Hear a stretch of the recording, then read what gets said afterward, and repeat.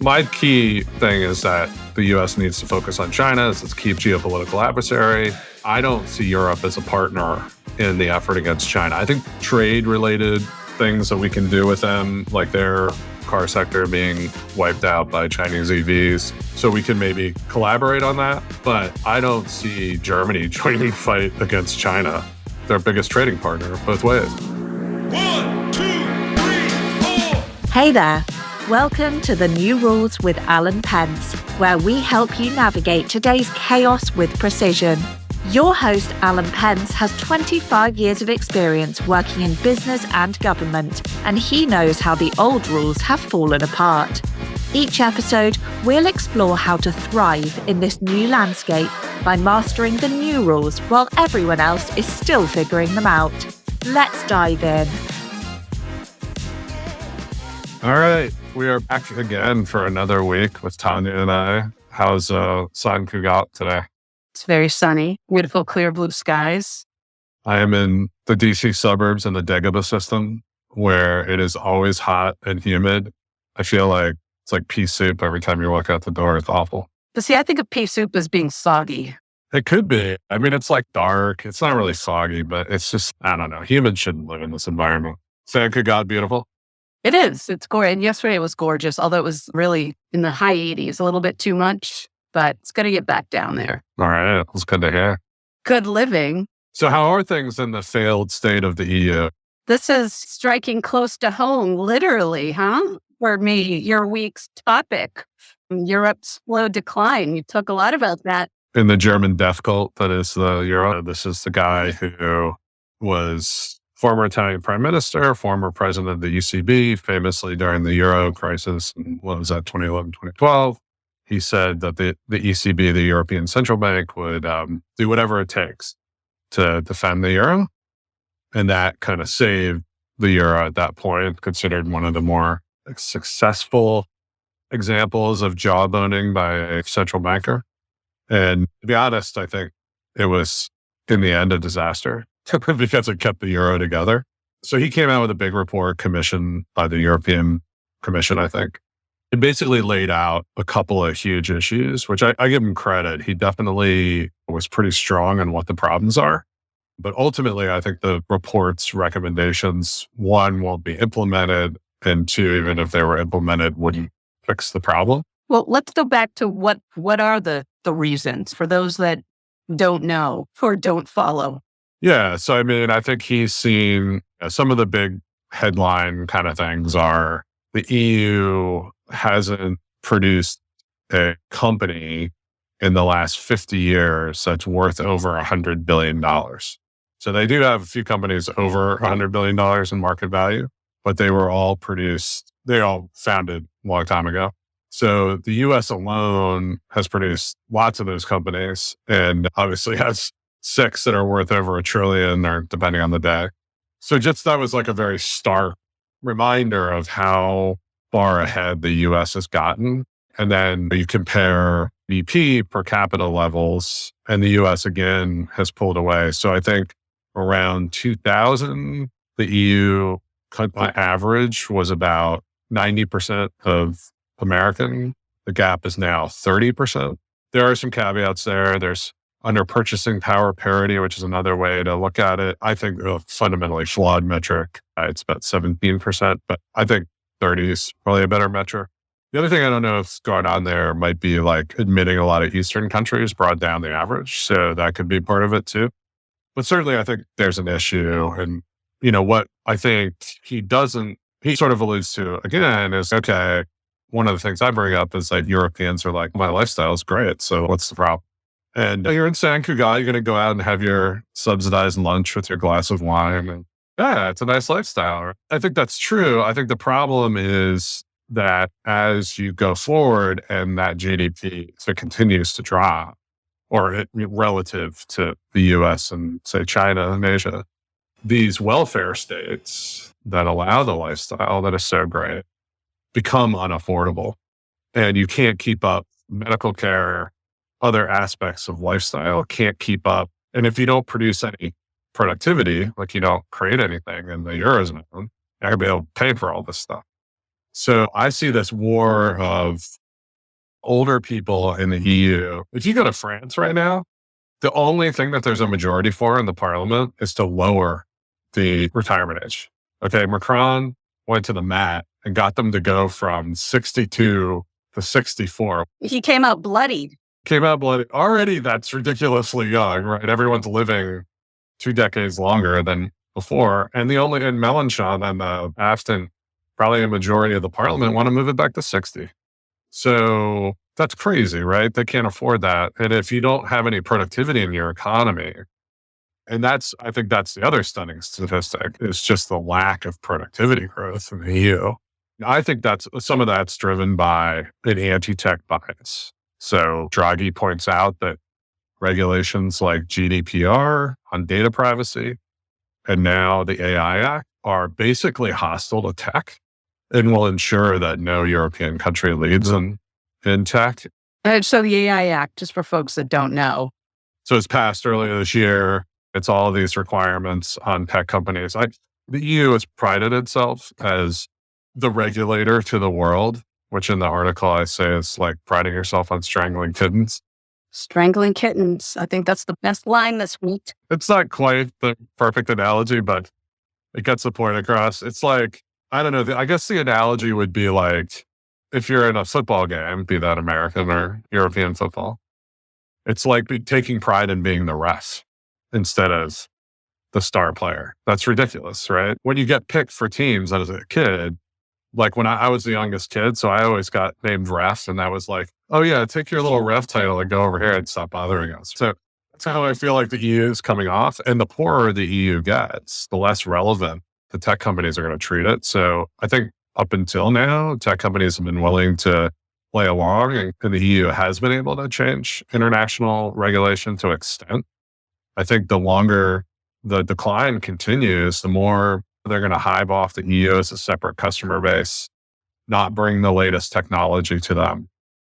And then eventually, will it even be worth it to serve the market, right? And then the EU just doesn't have access to cutting edge services anymore. So I think that's a distinct possibility. So anyway, Draghi's showing, hey, look, we're falling behind the US and China and GDP and productivity. Most wealth in the United States is driven by technology. And one thing I didn't talk too much about is in the report I thought was fascinating is like almost all R&D in Europe, like some crazy amount of it, particularly in Germany, goes into the car sector. So like, I can't remember offhand, it was 2/3 or 3/4 of the R&D investment in the EU is going into automobiles. I didn't realize that. So that's really driven by German, to some extent French, but German automakers. And it's interesting that in the United States, that was true as well in the early 2000s. It's completely flipped. It's all tech. If you look at the crazy capital cycle that's happening in an R&D cycle in AI in the United States, it's driving everything. That's not happening in Europe. They're still working on cars. And now they're facing down a China that's willing to subsidize EVs really at a rate that the Europeans won't even contemplate. Even that's going to get blown out of the water. So it's not a happy future. So Draghi's Draghi's pointed out these key problems, right? And then he gives solutions. Right. So his solution is, hey, let's do some more. And this is what every European politician has done, who they'll let into office. The far right people want to do other stuff, but they all want more integration. So they're like, okay, we want to do a massive R&D program across core sectors, right? So tech sectors, things like that. And he recommends, I think, about 800 billion euro in new spending on R&D. And so that would have to be financed by Europe-wide bonds. Those don't exist. Some exist. Without a centralized market. So the ECB has issued Euro bonds before to pay for, I believe it was during the pandemic, but they have very limited authority to do that. They have to basically break arms in Germany to get them to do that. The Germans are incredibly imposed to debt and certainly don't want to take on debt to help swarthy Southerners waste it on their silly things that aren't German, that aren't Teutonic, right? No. So strikes me, the only time they've ever agreed to do this is when literally the euro is on the brink of collapse and, have to be strong armed into it. And if you look at Wolfgang Schäuble, who was the finance minister during the euro crisis, he's not like a happy person. He looks like somebody who just says no all the time. And this is what the Germans do. So it's that. And then his other recommendations are really like collective purchasing. So one problem with the EU is that you don't do energy development and you all listen to Greta Thunberg and shut down your nuclear plants, except in France. So now you're addicted to Russian gas and then got screwed in the Ukraine war, right? Now you're importing tons of liquefied natural gas from the United States and other players. But that produces a certain instability to the economy there because it can't ensure its energy supplies. And the EU doesn't collectively purchase, right? Each country purchases its own stuff. And you're, to be honest, competing with each other to get the energy. So he recommends collective purchasing, deregulation, especially areas like AI, blah, blah, blah. But it's not going to happen. Yeah. So to me, this is all like pipe dreams, right? The fundamental problem with the EU is what Henry Kissinger said, was like, I'll believe in Europe when there's a number I can call to talk to it. And like there is a number at the European Commission, but it doesn't mean anything because you still got to call Berlin, Paris, every capital. So my take is this will fail because of nationalism. And the fundamental problem in Europe, it is not a nation and it's stuck in between being a free trade area and a nation. And it should be one or the other. So yeah, if you could all integrate and everybody was okay with having a supernatural national government that allocated resources to key sectors, but that might screw Spain or that might screw France and blah, blah, that would work. And they could issue collective debt and take on more debt and do all this, be like the United States. Because we have things that like help California and screw over Iowa. That happens. There are fights about it, but we do that. And we take collective debt. Nevada doesn't take on debt for national causes. The United States does.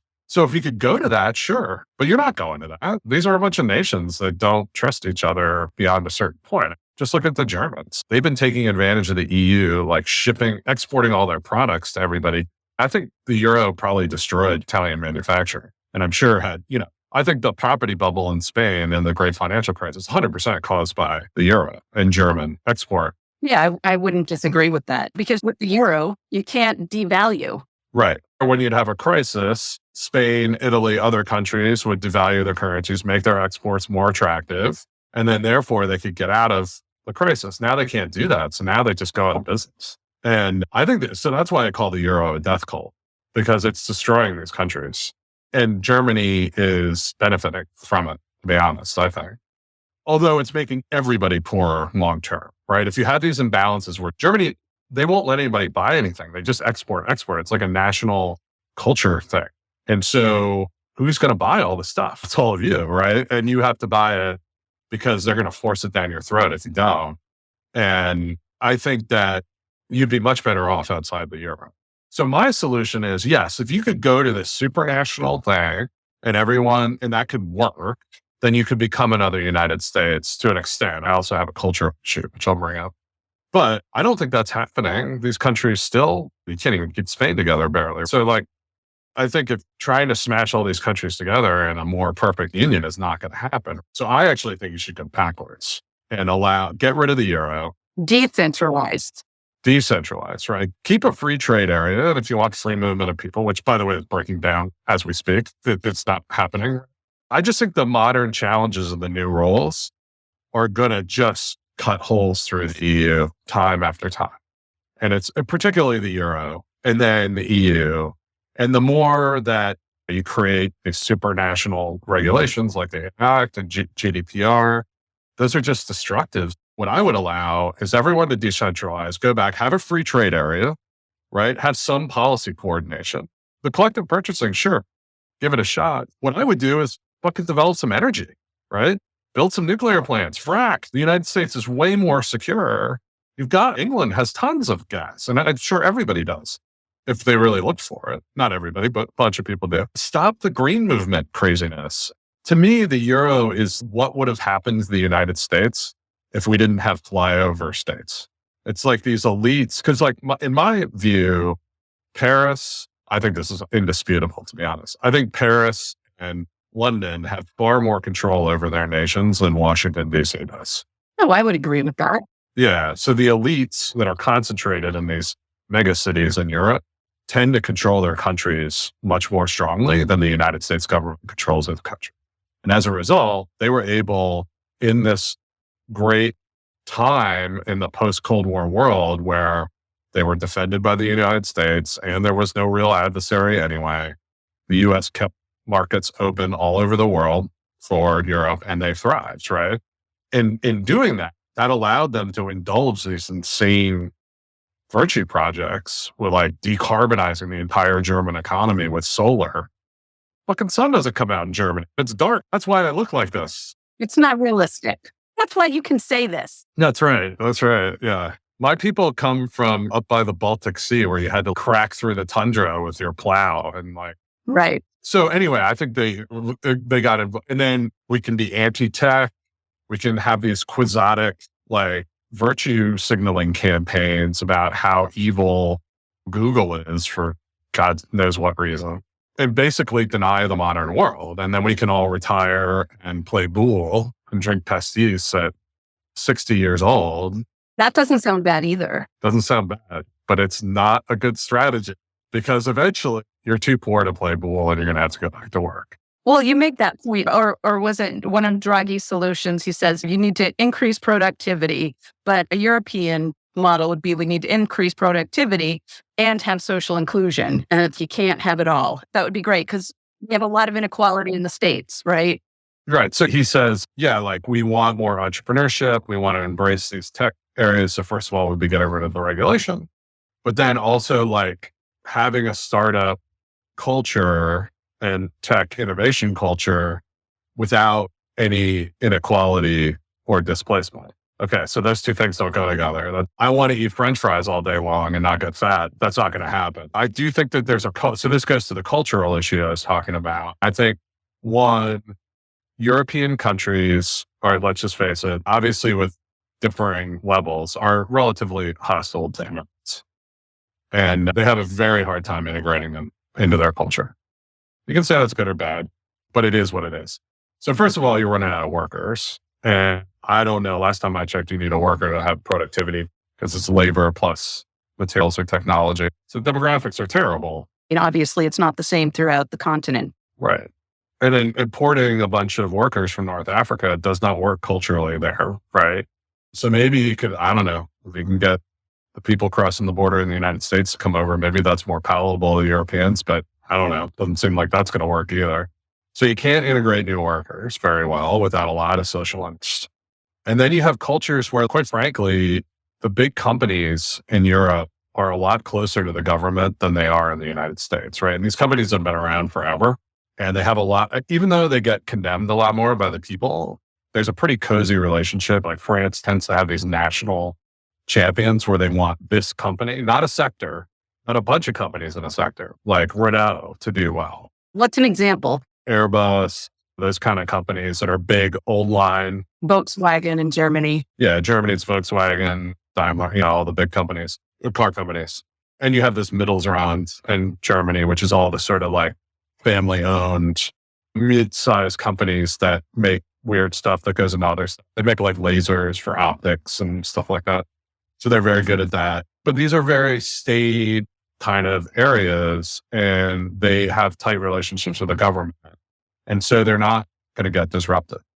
And they're not going to allow Mistral to come along and or you have like in the United States, you have somebody like Elon come along and start this car company, completely disrupt the domestic market.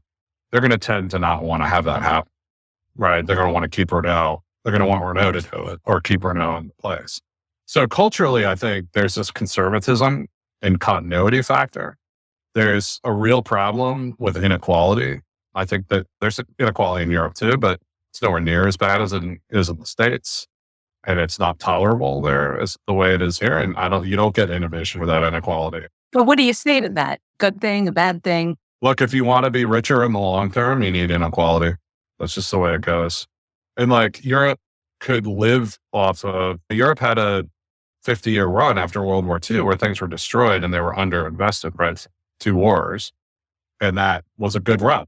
But at a certain point, reach the end of you can't build anything more. You can't really educate people more with return to another year of excellent French schooling. So like you've got to get into the areas that are growing and you got to get into tech, but tech is disruptive and they don't like disruption. And it's unknown. Yeah. So I just think culturally Europe is not in a good position going forward because the world has moved away from state-driven kind of innovation, which they like automobiles, planes. These were big things that employed a lot of people with unions and they were stable. You knew what they were. They were going to be a new model, but it was going to be the same. And like even in Germany, they're having trouble just getting away from the internal combustion engine to EVs, much less work on software. And if you look, I have an Audi, the freaking software system on that thing sucks. Germans know nothing about software. Tesla software is like 1,000 times better. Like German, I don't know. They got one major software company. I said, that's not even that relevant anymore. And certainly not at the front of the AI revolution. So like, it's just, there's no major cloud company from Europe. That was the last. What cyber company is European? What key area that has grown quickly in the last 30 years is the EU a part of? Beyond, no, I would say pharmaceuticals is probably the best. So I do think there's something there. Pharmaceuticals, yes. Obviously, fat people in the United States are propping up the Danish economy at this point. So from because Novo Nordisk, their company mix is that big. And so 2/3 of their GDP is like fat people in America and someone who knows. So, and I think, and then back to the inequality point, go to China. This is a freaking unequal society, right? So the other most innovative country in the world, which is doing everything it can to crush some of that, but it's incredibly unequal and it's more than the United States. Yeah. So I just think that if you're going to stay at the forefront of this, I think Europe doesn't have to be the United States, but it has to be more like the United States, or the countries need to be more. And to be honest, I think breaking up the euro and to some extent devolving the EU would help the countries that are maybe a little bit more able to integrate immigrants, to get out from under the yoke of the AI Act and do their own AI, specialize in that, right? And do their own investment where, because you know what's going to happen even if they pass this $800 billion thing, it's all going to get divvied out to each national government to give to their champions. So a bunch of the money is going to go off to Volkswagen to work on EVs, going to go to Airbus or Renault or whatever it is. And somehow they'll figure out how to get money to LVMH or something. So I look at it and I credit Draghi for being blunt, but I don't think he actually addressed the core issues of the EU, which is that it's half pregnant. It's not a country and it's pretending like it's one. And like it needs to do one or the other. And like the consequences are getting more dire every year. We'll talk about the consequences for the US. That's something that you write about this week. Why does it matter to the US? Why do we care? So I have one that's just totally US centric, right? Which is that we suffer from some similar issues, like our elites. I don't know how many times when I was working on the Hill and stuff, people would talk about, oh, we're the only Western country that doesn't do this, or we're the only developed G7 country that doesn't have this program or that thing. Paid family leaves. Right. All these different nice things, and everything to be Europe. So I do think our elites have an attraction to Europe. Now, I think you're hearing less of that now because Europe's, so I think they're like, ooh, maybe taking an analogy from Europe isn't the best thing for my policy. So I do think that like we have a tendency, and look, there's an AI bill in California.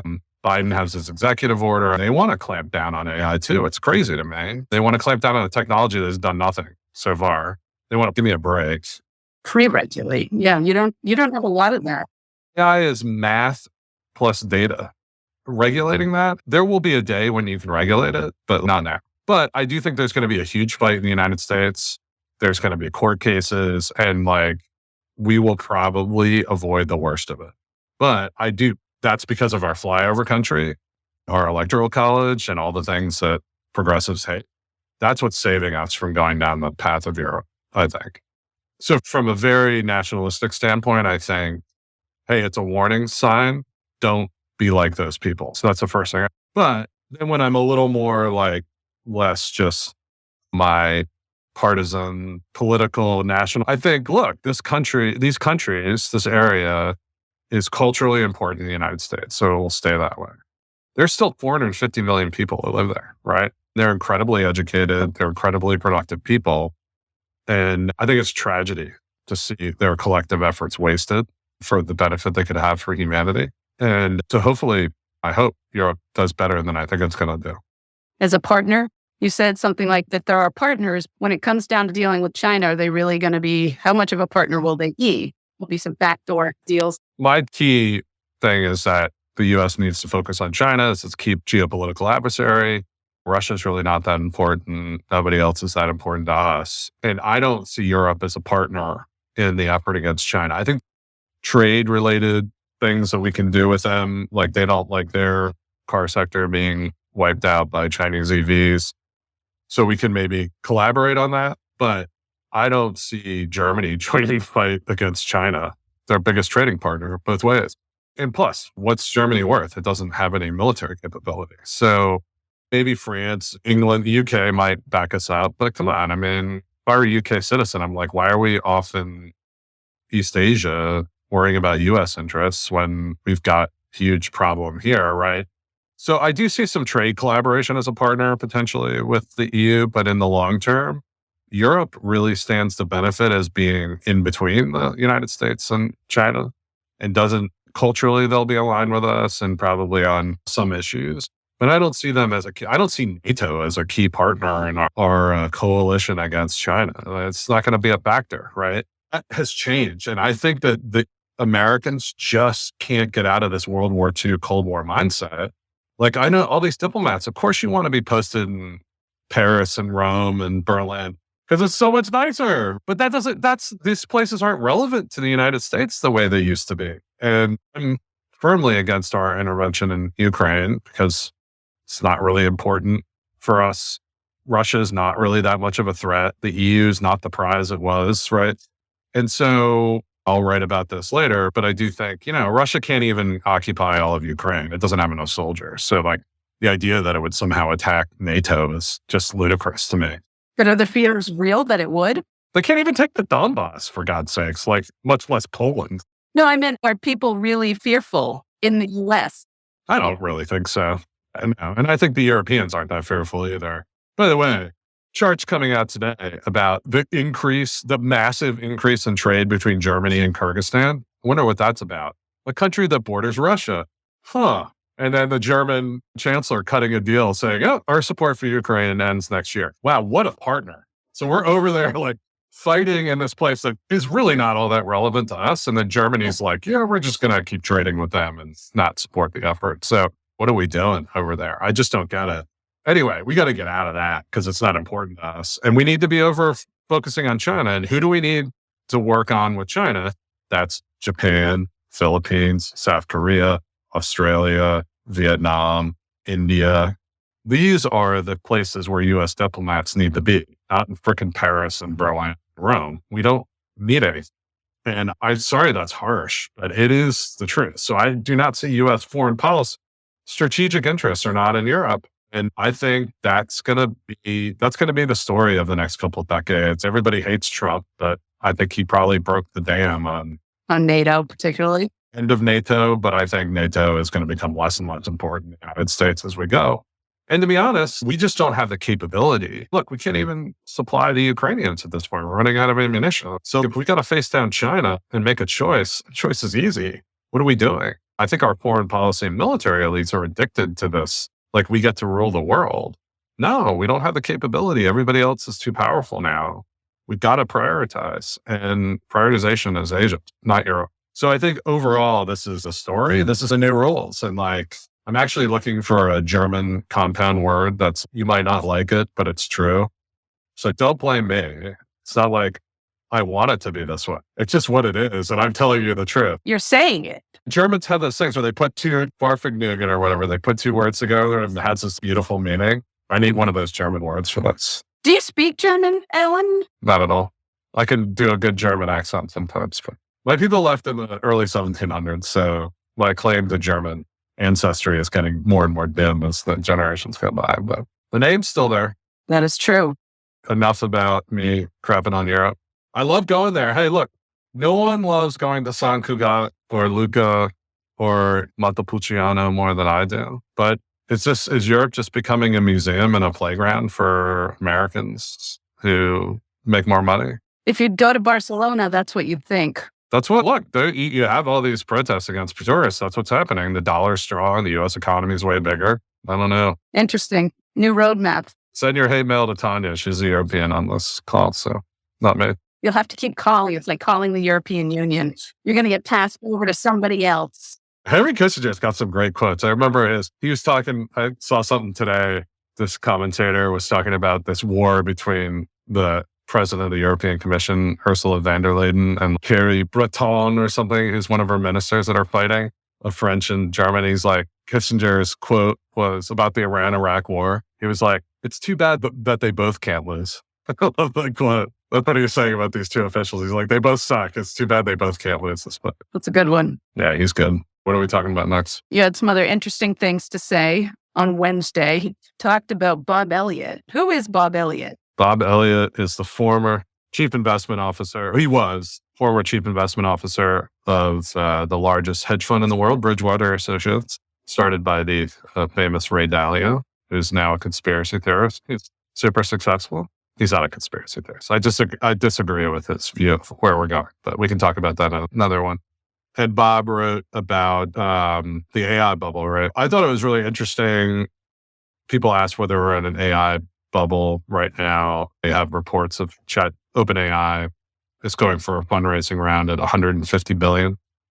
Yeah, right now on maybe 4 or 5 billion in revenue. No one knows really, but that's the imputed revenue. So are we in this bubble? And I think there's a lot of things here, actually, some that Bob didn't address. So I heard a really good thing about one of the reasons that tech and software gets so highly valued is that once you build the software, the actual cost of serving each new customer, the marginal cost, is very low, right? So if you're on Google builds all its products, its algorithms, and then to serve the next person who comes along, it's like a couple of cents more, right?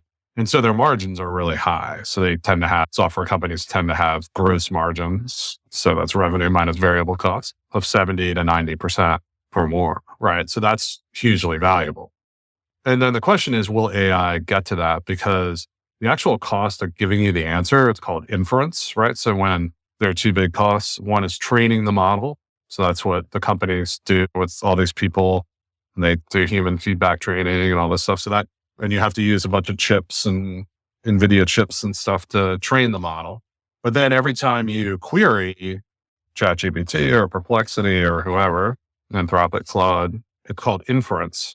And so each query is far more expensive than like a Google search. And this is one of the reasons people think Google didn't come out with this before, because, if it took 1 or 2 cents to serve a customer and then they could get an ad that produced $1, they're making a ton of money, right? Now you go to inference and it costs 30, 40, 50 cents. And the more complicated the models become, the more that cost goes up. So if you look at these new reasoning models that ChatGPT came out with, they have multiple inference costs, right? So they're inferring and then they're coming down one path, going back, doing another path, doing another. So that's even more expensive, right? So I don't know what the estimate of that is. So one question is, do these things have good variable costs the way other software does? And as a result, should they be valued the way software should be valued? I don't think anyone knows the question that. Obviously, I think long-term, the cost of inference comes down. Now, maybe the cost of cutting-edge inference doesn't, but the more the models can offload your regular query to old models that are much cheaper, that use cheaper chips, that don't need the same level of compute. I just don't see 100% of the things you would query. Over time, the most advanced models are only needed for 0.5% of what you're asking for. And 99.5% of it could be used by old models. So now the cost collapses, right? But it's still going to be expensive for that 0.5 because you're always on the cutting edge, but maybe that becomes much less of the actual AI. That's where I think they get the efficiencies potentially. So anyway, that question is unanswered. So no one really knows, even if you know the revenue number, you don't actually know the gross margin number. And that's a key number. but also that gross margin number might change over time. So that's one dispute going on. Then we have Bob saying that the earnings projections for particularly the Mag 7 and a lot of other companies are based on rapid adoption of AI and use of AI transforming the economy.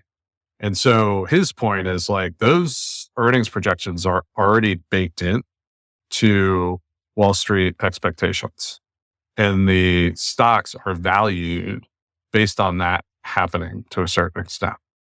And I think my point would be one, that it's going to take longer for that revenue to appear for the companies, because just judging on my own company, I'm very forward on AI, pushing it hard.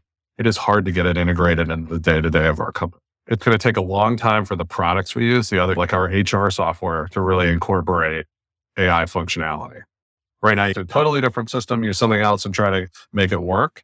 But eventually, Jazz HR, Bamboo, and all these companies, Rippling, will just have AI baked in that'll do stuff as part of the SaaS software tool set. That's not there yet. We're like a year or 2 years away from that. So first of all, the revenue from AI isn't going to be there yet. And you look at like the Copilot model with Microsoft, where they're trying to build these kind of separate instances. It's not really integrated in.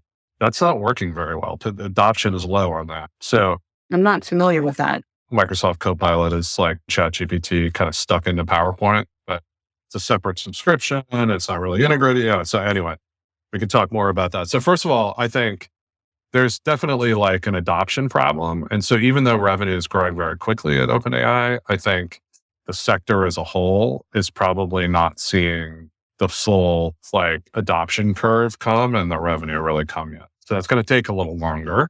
So first of all, projections probably already baked that in to a certain extent. That was not Bob's point. That's my take. I don't follow the projections enough to say it's this amount versus that, but that's generally my sense. And then I think Bob's sense is that the real savings from AI, the real productivity gains and savings come from getting rid of employees. Now, no one wants to say this because they don't want everyone freaking out.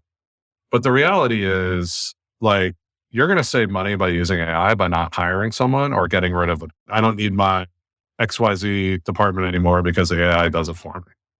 And then your margins go up because you're paying lower costs and theoretically producing the same revenue. Maybe your margins aren't going to go up as much as you think. So his point is that if everybody does that all at once and lays everybody off, then no one has any money to buy anything. So you're going to have overall, I don't think this won't happen, but this is what the earnings assumptions have this magical thinking that all these companies across the economy are going to lay off all these workers. And then all of a sudden, they're all going to make more money. And his point is, hey, if you lay off 20% of the workforce, the economy is going to go down. So you might have a higher margin, but it's going to be on lower revenue. And where are you going to reallocate all the workers? And as our financial consultant for our company always says, you can't spend a percentage. So it's great that your profit percentage went up, but if it's on a lower number, that can get swamped, right? It's the actual profit dollars could go down, right? Wow, yeah. So this is true for any productivity enhancing technology, right? All at once, and everybody else, it got rid of all this labor all at once, then it would hurt the economy, right? For some period of time. But the reality is it will be implemented gradually, and that will give the economy time to say, all right, I don't need as many people doing my accounts receivable. And Bob's point is there's no other part of the economy sitting here waiting for all these workers, right? At the level that would be required to meet these earnings expectations. So the model's flawed. And what will actually happen is that over time, there will be layoffs. There will be areas like accounts receivable that no longer need employees, but the rest of the economy will have time to adapt and find more productive uses for those workers. And that's the story of technology, right? And productivity. So basically, we shouldn't be freaking out. People are freaking out. AI is going to it's taking over everything and it's the end of humanity already. Like basically the message is also relax. It'll be gradual. There'll be a lot of disruption. I'm not going to say like, don't think about it at all, but like, it's going to be a gradual process and it will make us all richer in the long run. Everyone will get better jobs, but it will have displacement, back to our inequality. discussion. But I think Bob's point is the stocks are overvalued because they're counting on this sort of magical movement where 20% of the labor force, I'm making the numbers up, but 20% of the labor force gets laid off and it doesn't impact the economy. And so that's not, first of all, it's not going to happen. Second of all, it's unrealistic expectation. And if it did happen, it wouldn't probably be good for the companies. This take I thought was a really interesting. I hadn't heard someone quite articulate that like people would say, oh, adoption isn't going to happen as quickly as the expectations expect. I've heard that. I heard anybody else say that actually, if they did, the economy would go down. Interesting. And Bob's awesome. Follow him. He's a voice of reason amongst the dross of financial content on Twitter. We like reason. We like reason. That's right. Speaking of reason, you also talked about Patrick Boyle, and he was referring, I just thought this was interesting, the city in the desert. The Neom line. Yeah, so we can close on this one. Patrick Boyle is like a financial, I think he used to work for a hedge fund or something like that. But he's like a financial influencer, like person on YouTube. And this video is hilarious. Some of his videos are more serious, but he has this totally deadpan delivery style. And it's all about Ben Salman, the MBS, he's a crown prince, but de facto leader of Saudi Arabia right now. Right. And he has this crazy, like only some super rich, megalomaniacal, insane billionaire can come up with this kind of thing. He's like Elon without having ever done anything in his life. He's come up with this idea to go out in the middle of the desert where there's just Bedouin tribes or something and build this line. I don't know why it's in a line, but it's a new city that will be built in a line that's X meters wide and tall. And it'll be built straight across and be this like wonder world of new technology. And they're going to have 9 million people live there. And they said it was going to be like 200 billion to build it. And now it's like 500. And so anyway, he goes through this whole thing and just talks about how ridiculous it is. And all these experts he shows them on the video talking seriously about these things. They've obviously all been paid off, right? Or don't want to get chopped up like Khashoggi, right? That's probably more it. And he just talks about they have this thing where they were going to have a Hyperloop, the Elon thing, but that went away. But they're going to have some sort of transportation system that can get you from one side to the other in 20 minutes. And it's the best part of the video. He talks about how like, if that were true, each, like the tube that they show would have to stop for 2 seconds. And then it would have to like speed up to 5 Gs in like another 2 seconds. You'd have to like run and jump in and then be like pressed up against the wall and like, don't get caught in the door and because like you're gone. And the whole thing is it's definitely I thought it was worth a listen. First of all, because the guy's hilarious. I love him. So I started watching some of his other stuff. So he's definitely one that will appear in the column from time to time. And the second is just like this testament to how insane people can be. Like, why a line? Why a line? Nobody dares to ask. Why would you put one end of the city at the farthest point possible from the other end? Why? No one knows. Obviously, this thing's never going to happen.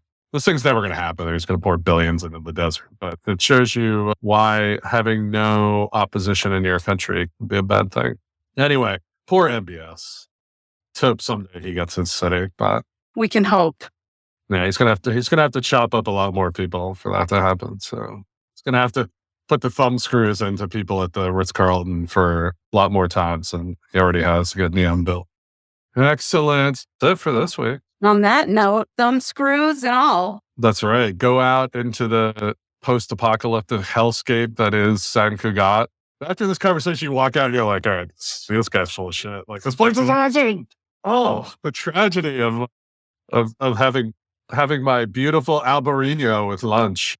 Then I go out, I could show you the Dagobah system out here in BC and like our homeless encampments. And I think everyone would be like, this is having a better lifestyle. You're bringing another perspective. That's right. But you can't, Europeans aren't going to be able to be 80 pounds overweight and live in houses far too large for them and drive their cars everywhere forever, So that's the American dream. So that's our dream and we're living it still. Well, enjoy San Cugat. Talk to you next week. Enjoy the greater metropolitan DC area. All right. See ya. Bye. You've been listening to The New Rules with Alan Pence.